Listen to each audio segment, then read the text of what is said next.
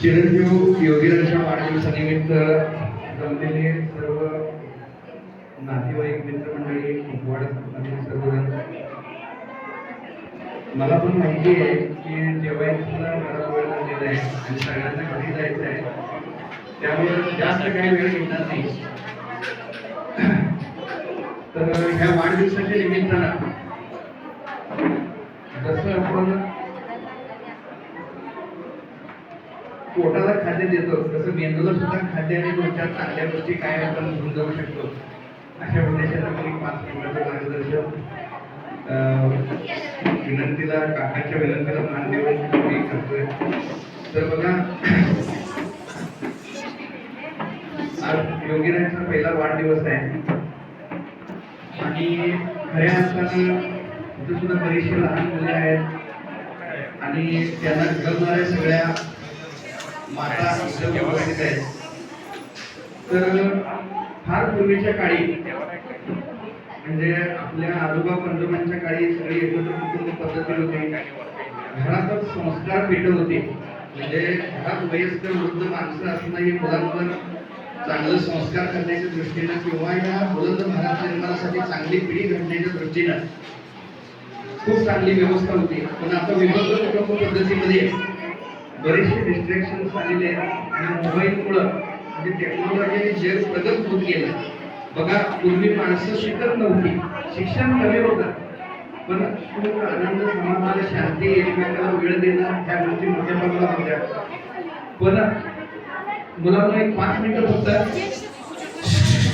जरा 5 मिनिटं शांत बसा. तुम्ही सगळेजण गिफ्ट देणार आहे, फोटो काढणार आहे, पण 5 मिनिटं थोडंसं विचारमंथन आपण करूया की ही संस्कार पीठ आपल्या घरी होती.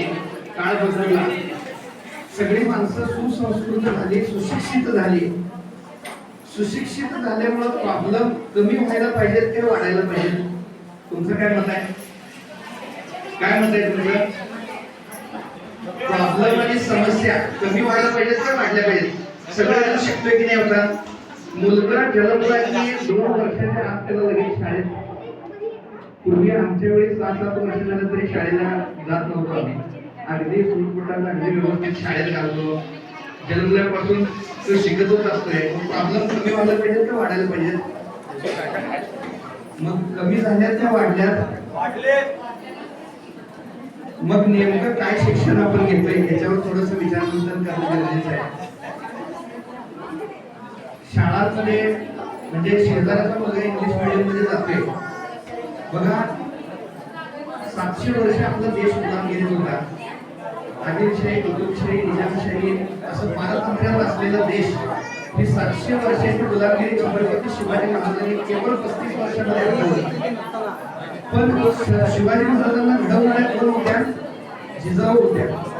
जिजाऊंनी महाराजांना एक विचार दिला की माझ्या नवऱ्यानं म्हणजे छत्रपती शिवाजी महाराजांचे वडील शहाजीराजे हे आदिलशाहच्या दरबारी सरदार होते, मनसबदार होते. त्यांच्याकडे 1000 गावांची जहागिरी होती, पुणे, सुपे, बारामती, इंदापूर. तर जिजाऊने हा एक मुलाला विचार दिला की माझ्या बापाला आणि माझ्या नवऱ्यानं नोकरी चाकरी आणि मनसबदारीच केल्या, पण मुला तुला स्वतःचं राज्य निर्माण करायचं आहे, स्वराज्य निर्माण करायचं आहे, तुला उद्योजक व्हायचं आहे. हा एक विचार जिजाऊने महाराजांना दिला. आणि महाराजांचं शिक्षण किंवा इंग्रज यायच्या अगोदर मुलांना शिक्षण कुठलं देत होतं माहितीये? की 14 विद्या आणि 64 कला मध्ये तो मुलगा पारंगत व्हायचा. आणि भारतामध्ये 65,000 गुरुकुलम होते आणि गुरुकुलम शिक्षण पद्धती होती. आणि त्यामध्ये 12 वर्षापर्यंत महाराजांचं शिक्षण पूर्ण झालं. ही गोष्ट तुम्हाला माहिती आहे का? आता बघा, 20,000च्या पगारासाठी 20 वर्ष शाळा शिकतोय आपण, तरी पण आणि सुशिक्षित बेरोजगार. ही परिस्थिती आहे. तुम्ही डिग्री घेतली, कुठल्याही क्षेत्रात शिक्षण घेतलं, 30 वर्ष आयुष्याची उमेदीची वर्ष वाया जातात. अर्थशास्त्रामध्ये PhD झालेल्या मुलाला आणि मला नोकरी द्या म्हणून अर्थासाठी वळवळ भटकायला लागते. ही एक शोकांतिक आहे.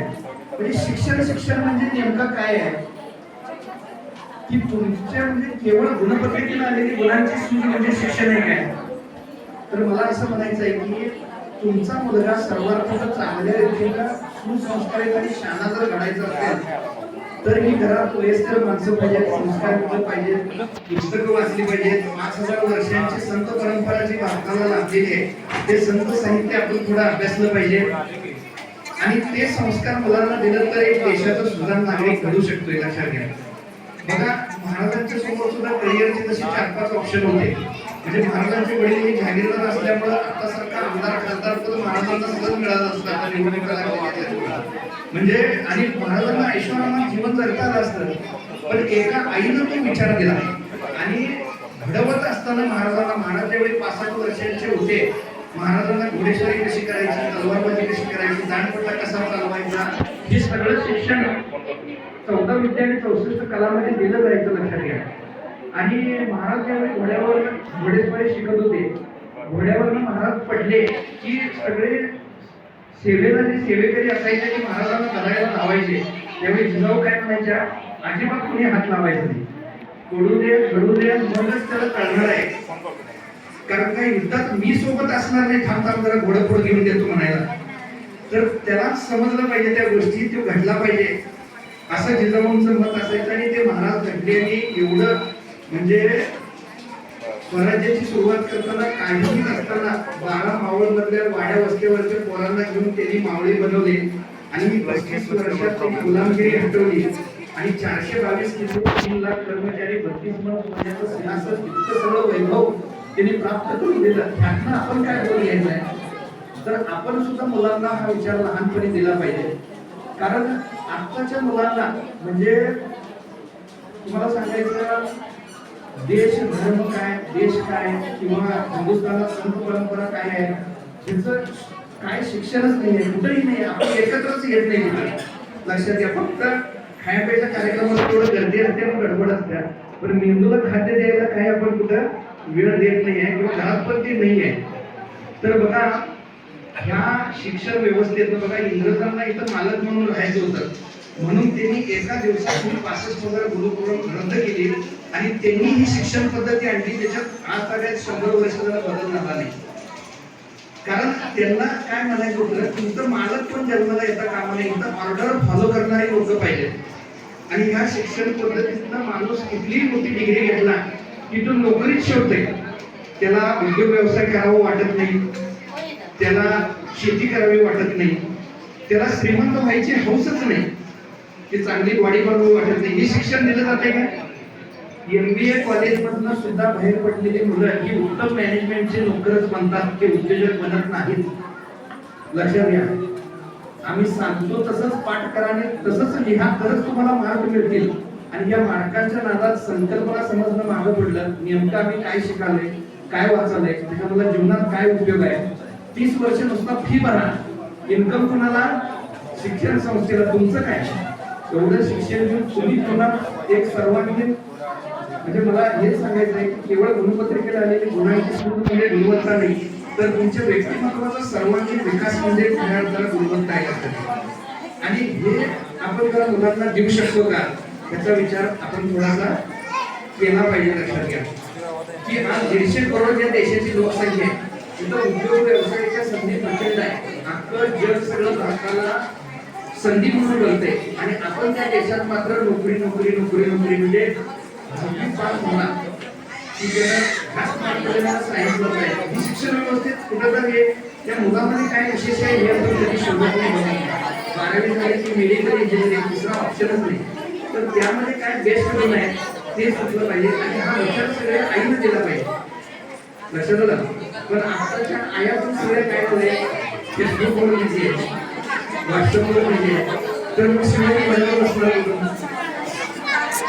मग त्या आईने सुद्धा हे थोडं ऐकलं पाहिजे, हे विचार घेतलं पाहिजे. आणि गंभीर परिस्थिती आहे आज 30 ते 40% मुलांची लग्न होत नाहीये, त्यांना मुली मिळत नाहीये. प्रत्येक मुलीची अपेक्षा वाढलेली आहे, तिथं मुली बसलेले आहेत. कारण ह्या सगळ्या सोशल मीडियाच्या जमान्यामध्ये तर मुलांना सुद्धा माझं सांगणं आहे, काही तरुण मुलं पण इथं उपस्थित आहेत, की तुमचा हा उमेदीचा वेळ तुम्ही काही ना काही स्किल शिकण्यात घालवला पाहिजे. नुसताच शिक्षण घेतलं तर जीवन वाया जाईल अशी परिस्थिती आहे. शिक्षणाबरोबर छोटं मोठं तुम्ही स्किल शिका. शिक्षण तुम्हाला नॉलेज देईल, पण तुम्ही शिकत असलेलं छोटं मोठं स्किल जीवनाचं आणि जगण्याचं ज्ञान देईल. पण हे कॉलेजचं हे वय असते बघा, हे ऐकून घ्यायचं सुद्धा मुलांची हे नसते. म्हणजे हे कॉलेजच्या वयात म्हणजे आता एक तर मी आता उद्योग व्यवसायाच्या निमित्तानं मी महाराष्ट्रावर फिरत असतो, जगभर फिरत असतो. माझे 4-5 प्रदेश दौरे पण झाल्या. नगर जिल्ह्यात एका गावातल्या एका मुलानं गावच्या शेततळ्यामध्ये मत्स्यपालन केलं आणि त्यानं लाखो रुपये मिळवलं. आमची पण मुलं जात्याची जी तळ्याकडाला कुठली तरी एखादी अडचणी भेटते का बघायला. पण त्यानं ते मत्स्यपालन करून 20 लाख रुपये त्यांना मिळवलं, आलिशान बंगला बांधला. मग तुम्ही असं एखादं स्किल शिकून काय ना काय तर एवढे पैसे मिळवायला पाहिजे की तुमच्या लग्नाचा विषय निघाला की असं लाईन लागली पाहिजे, RG1, RG2, RG3, RG4. पण हे आपण करतो काय? आणि ही डिग्री आहे, ती डिग्री आहे, 25 वर्षाचा झाला तरी तुम्हाला तुमचीच आईची काय हे बघायची असली तर आई वडिलांच्या पैशावर पहिला जगायचं बंद करायला पाहिजे. तुम्ही 12-13 वर्षाचा झाला उगाच बापाच्या ह्याच्यावर आयफोन घेतलो, गाडी घेतलो आणि सारखं पॉकेट मनीला पैसे मागतोय. 22-25 वर्ष झालं तरी आई वडिलांच्या पैशावर जातोय. काय अर्थ आहे त्याला? ही डिग्री आहे, ती डिग्री काय करायला UPSC करायला, काय करायला MPSC करायला. मेडिकलला ऍडमिशन घेतला, मित्राला घेतला म्हणून घेतला. इंजिनिअरिंगला काय घेतला, त्या मेडिकल घेतलं. तुझ्यात काय विशेष आहे हे आपण बोलतोय. आणि काय तर धंदा करा, उद्योग करा, भरपूर स्किल आहे. काय तर चहा विका, इडली विका, वडापाव विका किंवा आणि काय तर संदेश शोधा. आज चांगला प्लंबर नाही, चांगला म्हणजे कितीतरी असे क्षेत्र आहेत. चांगला लाईट फिल्टर नाही. प्रत्येक क्षेत्रात 2-2-3-3 हजार. आमच्या गावाला एक प्रोग्राम करणारा माणूस महिन्याला 2 लाख मिळवतो. 4थी नापास शिक्षण आहे आणि इंजिनियर झाल्यावर 20,000 पुण्यात काम करतो. ही परिस्थिती आहे. आणि इंजिनियर झाल्यावर फॅन जोड म्हटलं तर येत नाही. म्हणजे असं ही परिस्थिती वास्तव आहे. त्यामुळे तुम्ही स्किल शिकलं पाहिजे. हे मला आजच्या व्यक्तीने मेसेज द्यायचे. तुम्ही तुमच्या मुलाला कुठं ऍडमिशन घ्यायचं आहे, लगेच आई सोबत 10वीत गेलाय, 11वीला गेलाय. आता आम्ही काय करून सांगितलं, पोरापेक्षा आईला जास्त टेन्शन आहे. पोरगं 10वीला आहे, पोरगं 10वीला आहे. 10वीत पहिला नंबर काढलेले गेली 20 वर्षात काय करायला हे तुम्ही जरा बघा पहिल्यांदा. म्हणजे कुठं तर काय तर शिकायला एक व्याख्यान आहे, जरा मुलगीला घेऊन जावा, जरा या पुस्तकांचे संकेत ठेवा. म्हणजे त्याची 10वी आहे, त्याचा पहिला नंबर यायला पाहिजे. शेजाऱ्याचा पहिला नंबर येते, याचा पण यायला पाहिजे. पण हे कुठं तर नेमकं काय शिकावलंय आपण आणि ही संस्कृती कुणीकडे चालली. प्रत्येक तरुणाचा बहुमूल्य दिवसातला 7 तास कमीत कमी वेळ हा सोशल मीडियावर वाया चाललाय. प्रोडक्टिव्हिटी नाही आहे आपल्यामध्ये. काय हेल्थ कसं मेंटेन करायला पाहिजे. आयुष्यामध्ये सरासरी 60 वर्षाची झाले. 60 वर्षात माणसं चालल्यात निघून. 30 वर्ष तुम्ही शिकण्यात गेला, लग्नाचं वय 35-40 वय, तुम्ही जगणार किती वर्ष? आणि 32-35व्या वर्षी एखादी पोस्ट काढला आणि महिन्यात लाख रुपये जरी पगार मिळाला तर पूर्ण आयुष्याची इन्कम 1.5-2 कोटी होत नाही. तर हा मोठा विचार तुम्ही केला पाहिजे. मला 2019 ला मला एकाने विचार केला की माझं रोज 1 लाख इन्कम आहे. संगत तशी करायला पाहिजे आणि त्याच्या प्रयत्नपूर्वक संगीत मुलांना चांगल्या ठिकाणी बालसंस्कार कसं मिळेल, त्यांनी तशा लोकांच्या संगीत कसं राहतील, ही तुम्ही आई वडिलांनी काळजी घेतला तर ती मुलं मोठी होणार आहे. आता मला 2019 ला दररोज 1 लाख रुपये माणूस माझ्या संगीत आला म्हणून आता 2024 ला आमच्याकडे 200 माणसं काम करायला आम्ही त्या लेवलपर्यंत पोहोचायला गेलो. का संगीतमध्ये मोठं सामर्थ्य लक्षात घ्या. तुम्ही बघा 5 व्यसनी माणसाच्या संगीत 6 महिने राहिला 6वं व्यसनी तुम्ही होणार आहात. 5 नालायक लोकांच्या संगीत 6 महिने उठबस केला 6वं तुम्ही होणार. कसं 5 जर रोज 1 लाख कमवणारे तुमचे मित्र असतील 6वं तुम्ही होताच. त्या आयडिया मिळतातच. तुम्ही तरुण मुलांनी कुणाच्या संगीत राहिले पाहिजे. तुमच्यापेक्षा 15-20 वर्षांना वयानं मोठ्या, पैशानं मोठ्या किंवा ज्ञानानं मोठ्या माणसाची संगत केली पाहिजे. तर तुम्ही मोठं होणार आहे, तुम्हाला आयडिया मिळणार आहे. कारण एन्व्हायरमेंटमध्ये ताकद असते. 1 लाख रुपयाचे सेट मारून तुम्ही घटनेच्या बाजूला गेला तर घटनेचाच वास जास्त येणार, कारण ती संगतीचा परिणाम असतो. म्हणून संगत धंद्यात तुम्ही अत्यंत सावध असायला पाहिजे.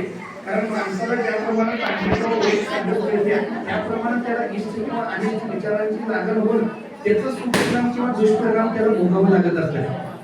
सत्याचा साक्षात्कार घडवून देण्याचं किंवा पूर्ण सत्यानाश करण्याचं प्रचंड सामर्थ्य संगतीमध्ये. म्हणून संगत दरम्यान अत्यंत सावध असायला पाहिजे. म्हणून मुलांना सुद्धा तशी संगत लाभणं. आता सगळ्यात जास्त संगत मोबाईलची संगत आहे आणि मोबाईलवर काय बघतोय आपण, काय बघायला चांगलं बघतोय. आपण मोबाईलचा वापर आपण ज्ञान घेण्यासाठी करतोय, मनोरंजनासाठी करतोय. रील्स बघायची सवय 2 वर्षाच्या मुलगा रडतोय म्हणून मोबाईल हातात देतोय मग ते रील्स मध्ये काय बघतोय मुलगा तो आणि हे वास्तव आहे बोलण्यासारख्या भरपूर गोष्टी आहेत पण मी वेळेचं भान घेऊन म्हणजे वेळेचं भान घेऊन बोलतोय ते वक्ता आणि जे न ठरता बोलतोय ते पॉलिटिकल देतात पॉलिटिकलचं सध्या हे चाललंय 12:30 वाजेपर्यंत चालतात पण मला तसं हे करायचं नाही तुमचं काही जास्त वेळ घ्यायचं नाहीये मला पण काकांनी पुढे संधी दिली कारण हा माहोल हा ऐकायच्या माइंडसेट मधला नसतोयच खरं म्हणजे एन्जॉयमेंट करणं सेलिब्रेशन करणं आणि केलंच पाहिजे सेलिब्रेशन केलंच पाहिजे त्याचप्रमाणे कसं आहे पोटाला आराम आणि मेंदूला काम दिलं पाहिजे आपलं कसं उलट असते पोटाला काम आणि मेंदूला आराम बघा तुम्ही काय तर नवीन गोष्टी शिकला तर तुम्ही प्रगती करू शकता म्हणजे नवीन गोष्टी कधी शिकायला मिळणार आहेत काय ना काय अशा ठिकाणी तुम्ही गेला ऐकला कशा लोकांची संगतीत राहिला तुमच्या 5 मित्राकडे मोटरसायकल असली तर तुमच्याकडे मोटरसायकल असू शकते अल्टो अल्टो अल्टो अल्टो मर्सिडीजचा विचार तिथं नसतोय काय असतोय त्यामुळं तुम्ही तशा प्रकारची संगत केली पाहिजे आणि इथं असणाऱ्या कुणाला अधिक काय जाणून घ्यायचे माझे युट्यूब चॅनल आहे त्याच्यावर तुम्ही अशी व्याख्यानं ऐकू शकता सगळ्यांनी नंबर सेव्ह करा तुम्हाला काय करा माझं रोज स्टेटस बघा मी रोज 50 पानं वाचल्याशिवाय झोपत नाही माझ्याकडे 1 लाख रुपयाची पुस्तक आहे मग मी वाचलेले विचारात मला कळलेल्या गोष्टी दररोज मी काय तर शिकत असतो फिडिंग करत असतो कारण मला 2030 सालापर्यंत 1 लाख लोकांना रोजगार द्यायचा आहे हे माझं विजन आहे 1 लाख लोकांना उद्योग एवढा मोठा करायची 1 लाख लोकांना कुणालाही गोष्टी मिळत राहतील तुम्ही सगळ्यांनी माझा मोबाईल नंबर सेव्ह करा आणि मला व्हॉट्सअपला तुमचं नाव टाका तुमचा नंबर सेव्ह करून दररोज माझं स्टेटस बघत राहा माझं 24 तासात 4000 लोक स्टेटस बघतात 20,000 लोकांची कॉन्टॅक्ट लिस्ट आहे माझ्याकडे आणि त्या स्टेटसला मी दररोज असे विचार करतो की जे प्रेरणादायी विचार मला आज रात्रीच्या वाचनातून मिळालेले सुचलेले तर माझा नंबर घ्या 9112345353 मारुती माळी ब्रह्मोद्योग समूह 9112345353 आणि तुम्हाला आमच्या काही प्रोग्राम्स पण चालत असतात किंवा जगात काय नवीन चालले ते अपडेट उद्योग व्यवसाय संदर्भातले किंवा मोटिवेशन असं मला तुम्ही इन्व्हाइट केलं आणि बोलण्याची संधी दिली तुमची अत्यंत मनापासून मी कृतज्ञता व्यक्त करतो थँक्यू धन्यवाद